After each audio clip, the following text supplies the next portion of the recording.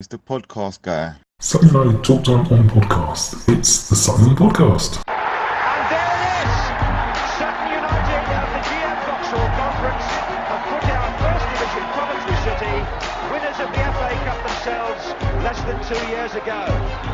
And what a moment to enjoy for the fans of this Surrey side.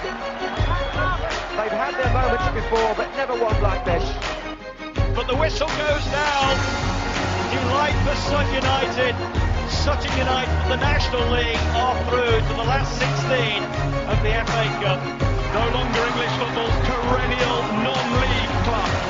A 123-year crescendo reaches a new peak for Sutton United, who are promoted to the Football League for the first time.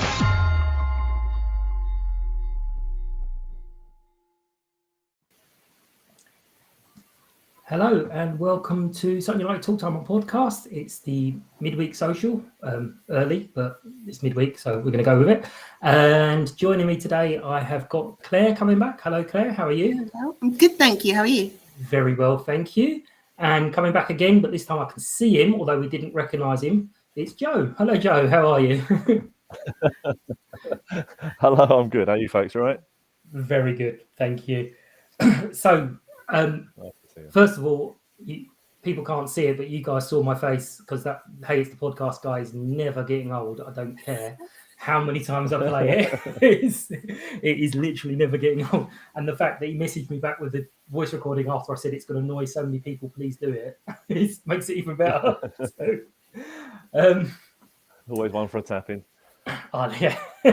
So before we get onto the game, I haven't had a chance to talk to you guys about Wembley. I'll start with Claire first, who really upset my nephew because he was getting a bit annoyed with everyone talking to the podcast guy. I came bounding up to you on Wembley Way. I was just, I just got overwhelmed. It was, yeah. Sorry about. I mean, I'm not going to apologise to Josh for that. That was pure emotion, and I got a lovely selfie. That was our first selfie. Wonderful. Yeah, I mean, the day was insane, absolutely insane, heart-wrenching, absolutely gutting, I think, with the outcome, as, you know, we all still probably trying to come to terms with that a little bit. But what an incredible day. Just so amazing to spend it with some really incredible friends. And the Gandemonium crew. Yeah, well, and those people. Yeah, like if that's the kind of party that we have when we lose at Wembley, I really look forward to the party we have when we win at Wembley, because my hangover was significant, and the resulting COVID was also not very nice. But yeah, incredible day. Just one for the memories, big time. Yeah, absolutely. I mean, I was saying about the party. It's kind of almost the first time we've really had to celebrate the promotion with the players as well. There's been like little evenings or after games and stuff, but there's never been run sort of designated. Here we go. We're going to have a drink up. So I think there was a lot of that there as well. Although I came in, saw everyone I had to see, and disappeared very quickly because I know how these things go. So I wasn't hanging about. But if it's possible to have an even better experience at Wembley, surely walking out on to see the pitch at Wembley to the sounds of your own song playing at Wembley Stadium. Oh my God, Joe. Yeah, how was that? Yeah, I suppose a bit vain, but super crazy and brilliant. Yeah, I always told my mum I'd play at Wembley, so it ticked that box on her birthday. Yeah, no, it was. I suppose it was brilliant, really. And I don't know how long I can dine out on it for, because officially, I suppose the song has expired now. No, I do have something else to say about the song, which was funny. But no, you that's on your posters. You've played at Wembley. Oh, that is, yeah. Absolutely. I'll have to retire the song, but I played at Wembley. Yeah. And did the boy roll his eyes, or? No, yeah, he regularly rolls his eyes. I mean, probably more at my sort of schoolboyish, schoolgirlish giggling and squealing as it happened, really, rather than the actual moment itself. But yeah, no, it was a surreal moment. It absolutely surreal, and yeah.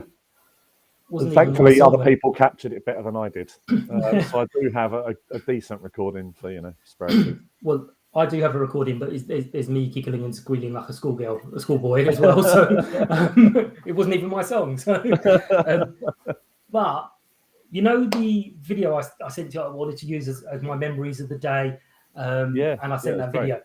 I put that on TikTok, and for the first time ever on TikTok, I got a copyright violation. It was like. I was like, hang on a minute. I've got the freaking the writer, producer, and performer of the song saying "crack on, lad." Well, funny you should say that, Mike, because I'll see that and I'll raise it because I got one too. Yep, put it up on my SoundCloud, but of course because the club decided that it wasn't a stupid, unofficial bit of fun and decided to go with it and sort of chucked it all out through the avenues. I got this matches this, that, and the other. And yeah, it turns out that whoever's distributed it did create a page on my behalf and put it up there. And so I got it taken down. It's gone back up since, but yeah, it was a little bit like. Hang on, that's me.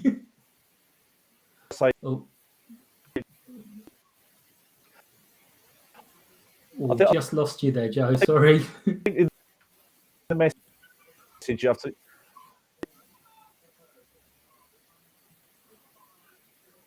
Right, it doesn't matter whether I'm up and down. Sorry, 217 or in the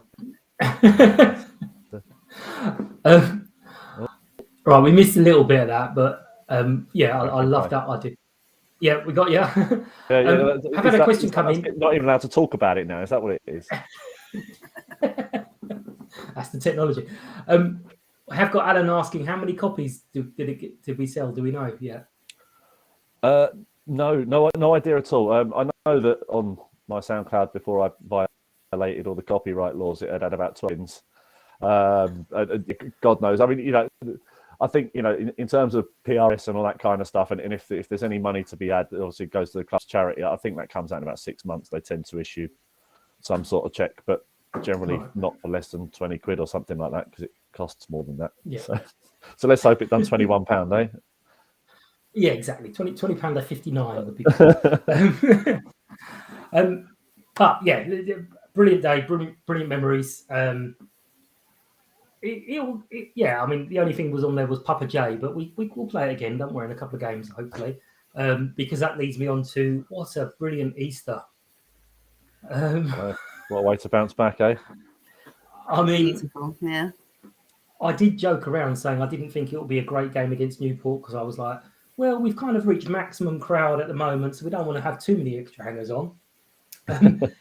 It was one for the purists, I think, yesterday. Was it yesterday? Whatever day it was, I've lost it. Yeah. So what were your thoughts on the sort of the announced team sheet? We'll go with yourself first, Joe. Well, it wasn't terribly surprising, quite honestly, given what, the players we've seen putting in the effort and going down and having to manage their time and minutes. I'm brutally honest, I'm always disappointed to see Omar on the bench rather than starting. But I think, he needed a rest and the impact he had when he came on, I think that shored the game up for us in a bizarre way, putting a striker on, shoring the game up. It's not a very Sutton thing to do, but it worked. And obviously, I thought Barden coming in at right back did a great job as well.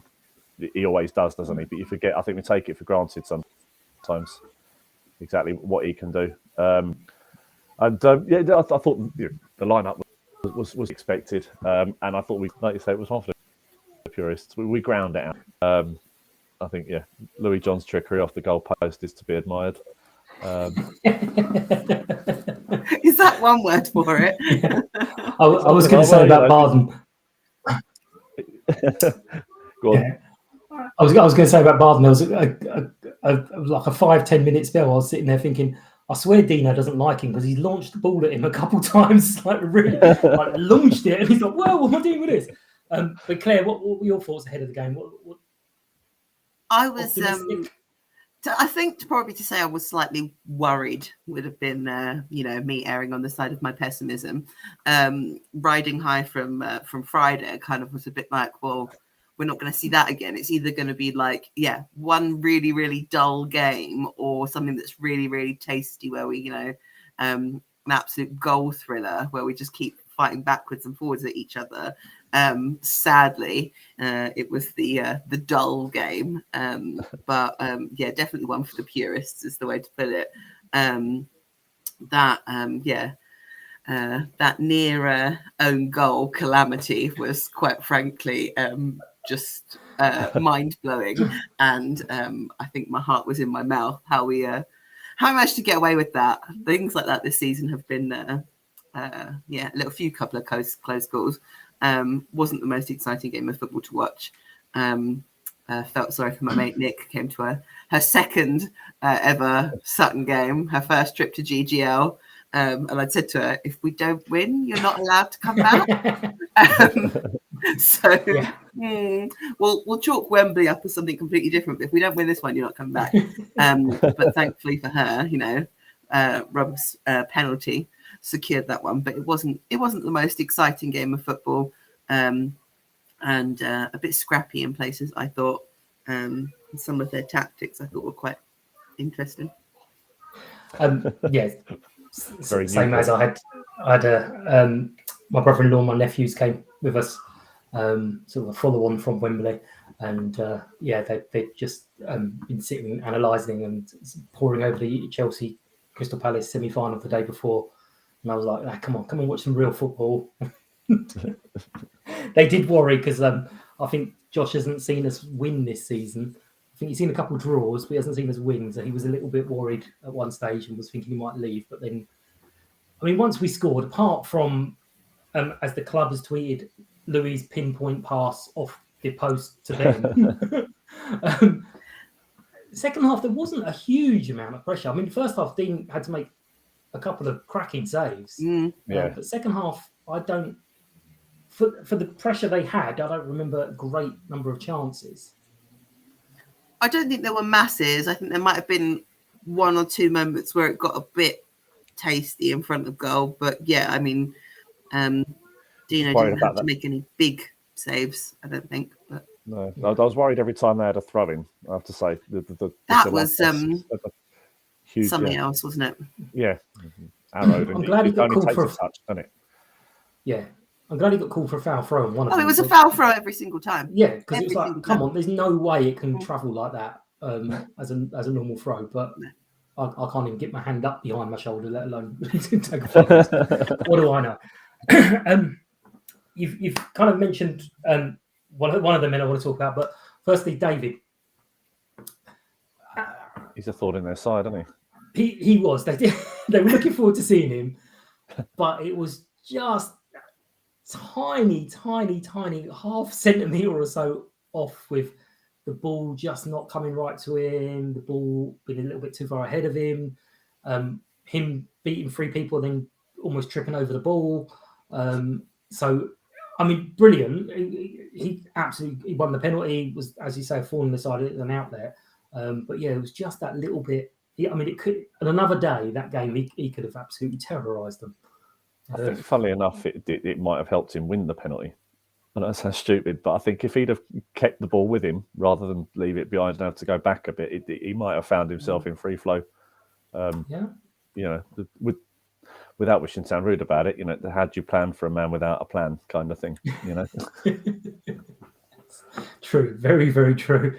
One of the other names to talk about was, as you mentioned, coming off the bench, Omar. And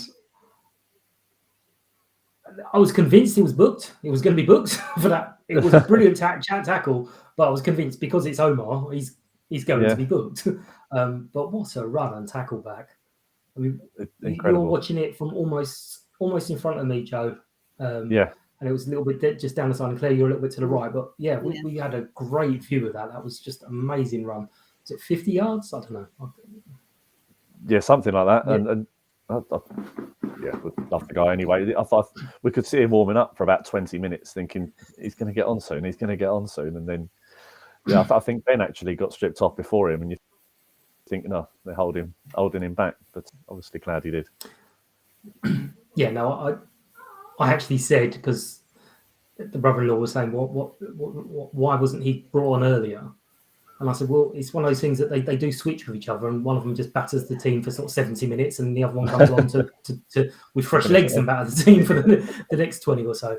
But I did think about the subs, that it must have been holding a couple back. And then I felt really smug when Matt said it in the after interview. I was like, yeah, I got something right again. I'm getting good at this. But hard job now, guys. I would like some nominations for the Player of the Day. So just a reminder, it can be for any reason you like. So I'm going to stick Omar in for that particular run. So it can be for anything you like. And I'm looking for a couple more nominations, or 3 more nominations between us. Claire, do you want to go first? I'm going to stick Dino in. Because I'm a broken record and I like to do that every time. Just because, a couple of cracking saves. And when my heart is in my mouth, he seems to be the person that's saving my heart rate, or creating it sometimes. Let's be honest, on this occasion. And I guess got to put Rob in there for our little penalty that gives us the game. Yeah, lovely. Yeah. Joe, who do you think? Claire's just stolen my 2. Okay. No, that's okay. No, if you want to stick a 4th one in there, I think toss up between John and Ali. It was great to see them both. Like I say, I think John gets taken for granted sometimes, and just good to see Ali back. But yeah, John Barden, I think, chuck him in there. Because he did a cracking job. He didn't even need to do up his shoelaces this week. I think he deserves nominations just for the shoelaces. But yeah, Alan agrees. Alan said Omar was a difference maker for in the second half for sure. Just shores it up a little bit. But now with good timing, we're going to just move on to the next match. Barrow away, which a couple of weeks ago was an absolute banker. And joining us now is Taylor, who's a Barrow supporter. Hiya, Taylor, how are you? Yeah, not bad. Yourself? Very well, thank you. Just tell us a little bit about yourself and your sort of history with Barrow and why you support them. So I was born in Barrow in Furness, live here, I've grown up in Barrow, they're my local team. I used to live not too long away from the ground, about a 5-10 minute walk. Barrow's such a small place, you can get to the ground not too long anyway, so it's about 5-minute drive these days. I've supported them since I was about 7 or 8. Used to go to the odd game, and then I've just sort of ended up going every week for the last 5 or 6 years, something like that.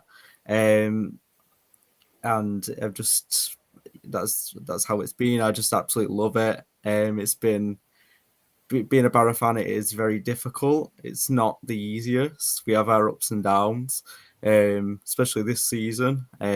But yeah, season ticket holder, and I wouldn't have it any other way. There's lots there that we like about you already. So, so the season this year, leaving aside the last couple of weeks, below expectations, or did you expect to struggle a little bit? Yeah, I think this season we wanted to kick on a little bit. Obviously, we came up last season and it was a struggle. We just about did enough to survive. I think we were a bit fortunate that there were 2 very, very poor teams in Southend and Grimsby. And we survived through that, I would say, rather than our own merits. Although we were certainly helped by Rob Kelly, who proved to be a bit of a hero for us. We have a bit of a mantra, Kelly's Heroes, based off the film. And he kept us up. And this season we brought in Mark Cooper, and I think a lot of people thought with his experience that we'd be able to kick on. But we started brilliantly, and the first couple of months of the season we were pushing sort of top half. I think it was sort of September, October time, we were playing Port Vale, and we were 1-0 up at half time. And at that point, we were pushing sort of top of the playoffs, sort of around 4th or 5th place. And then in the second half, we completely capitulated, ended up losing that game. And from that point onwards, we've just had a downward spiral and not managed to sort it out at all. And from then, it's been a massive struggle, and we've sort of gone down and down and down. And we've ended up sort of in the same position we were 12 months prior. And by the last few weeks, it's looked as though we could be going down. But as you say, sort of over this Easter period, we've sort of had a bit of a resurrection. And hopefully, we're now over the line. I would want to say, and we're going to hopefully have another season in League Two. Yeah, I mean, Phil Brown was a bit of a genius move. I mean, people were at the time a bit worried, obviously with what happened with Southend last year. What were your thoughts ahead of his appointment? Yeah, it was a bit of an odd one, I do have to admit. Obviously, there was a bit of debate within the fans saying whether it was the right decision to get rid of Mark Cooper, or if we could have just held out until the end of the season. I wasn't disappointed that he was leaving, but I did question whether now was the right time to do it. Obviously, there's a reason every manager's available at this point in the season. They're not just going to be out of a job for no reason, sort of towards the back end of the season. So Phil Brown obviously came in, he took Southend down, obviously put up a massive fight, you have to say, to try and keep them up. But he was in a difficult position. They looked gone by the time he came in, I have to say. But I think I did have my questions and doubts about him. The first few games under his management, obviously 3 straight losses, didn't help himself out at all. A very, very poor performance against Crawley. And then obviously we came into the Forest Green game, and I have absolutely no idea what happened. It was just incredible. We went from a team not scoring goals. I think we scored about more than 1 goal in 2 of our last 27 or something ridiculous like that. And then we go and hit them for 4. So, and then obviously follow that up with an excellent performance yesterday against Salford, where we were very, very unfortunate not to get another 3 points. So something's obviously happened in the last week or so, but he's done brilliantly. And whether he's the right man to lead us forward, I'm not 100%. I saw it as a short-term appointment when he came in, and I still see it as a short-term appointment. I don't think he'll be here for next season. I think his appointment is more so a way of someone experienced coming in who's had plenty of experience in the EFL to come in and tell us what we need to do, what we're doing right, what we're doing wrong, and then hopefully we can learn from what he has to say and then put that into practice next season, and then start to build on things rather than being in this position again in 12 months time again. And hopefully that will be his experience and knowledge will be put to practice next season, and hopefully we can use that to build going forward. Excellent. And thoughts on Saturday's game? Obviously, probably all thrown out the window. No idea at the moment. But first thing we need to check: there's no pitch inspection plan for like 10 to 3 or anything like that, is there? I wouldn't imagine so. I think it's been a good week up here. So, but yeah, what's your thoughts ahead of the game? Which Barrow are we going to see? I'd love to say, but honestly, like as I say, the last couple of games we've been a completely different side. So it could be a flip of a coin again, and we could revert back to how we were. But we'd like that very much, thank you. Well, I think if you asked me a few weeks ago, with absolutely no disrespect to yourselves, because obviously you've had a brilliant season, I think out of the fixtures we had left, we saw you guys as our best chance of getting any points from the remaining games that we had. so obviously now that we got some, maybe we'll switch off a little bit. I hope not, but yeah, I think it'll be a difficult game because obviously you have a lot to play for as well. You're pushing for the playoffs, and I have to say I really do hope you get them.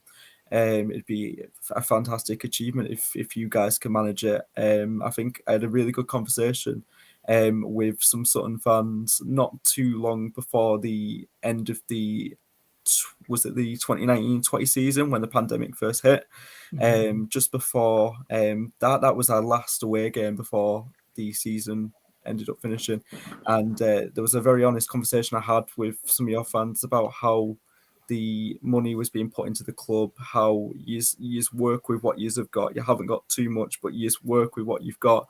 And I always remember that because you have obviously put that, the money that you've got, you've obviously used it fantastically, and you're not just throwing money at it, and it's good to see. But we don't have any money.